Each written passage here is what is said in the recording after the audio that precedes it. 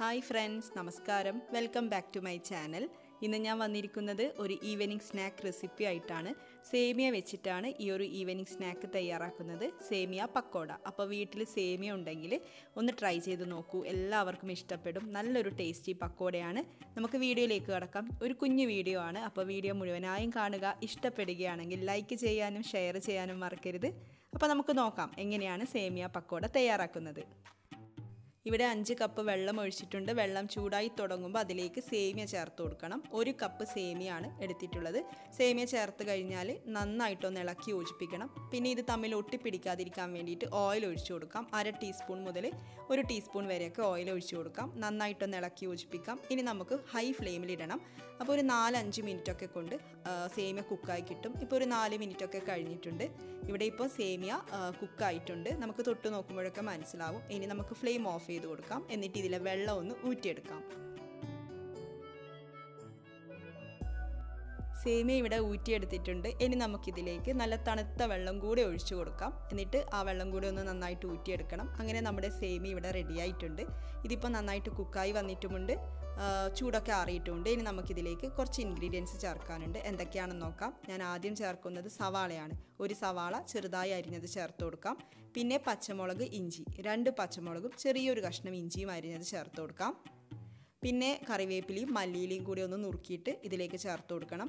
കായം ചേർത്ത് കൊടുക്കാം. കായം ഞാനിവിടെ 1/2 ടീസ്പൂൺ കായം ചേർത്ത് കൊടുക്കുന്നുണ്ട്.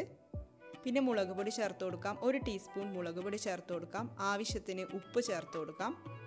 പിന്നെ നമുക്കിതിലേക്ക് കടലമാവ് ചേർത്ത് കൊടുക്കണം. ഞാനിവിടെ 3/4 കപ്പ് കടലമാവാണ് എടുത്തിട്ടുള്ളത്. അപ്പോൾ കുറച്ചായിട്ട് ചേർത്തിട്ട് ഇത് കുഴച്ചെടുക്കാം.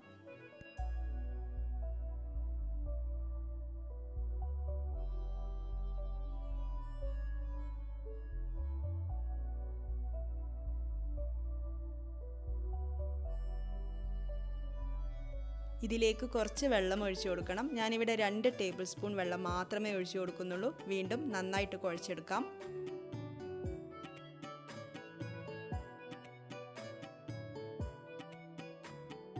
അങ്ങനെ നമ്മുടെ പക്കോടയുടെ കൂട്ട് ഇവിടെ റെഡി ആയിട്ടുണ്ട്. ഇത് റെസ്റ്റ് ചെയ്യാൻ വേണ്ടിയിട്ട് വെക്കൊന്നും വേണ്ട കേട്ടോ. നമുക്ക് വേഗം തന്നെ സേമിയ പക്കോട തയ്യാറാക്കി തുടങ്ങാം. ചൂടായ ഓയിലിലേക്ക് നമുക്കിതുപോലെ ഓരോന്നായിട്ട് ഇട്ട് കൊടുക്കാം. പക്കോടയാണല്ലോ, അപ്പോൾ അതുകൊണ്ട് പ്രത്യേകിച്ച് ഷേപ്പൊന്നും വേണ്ട.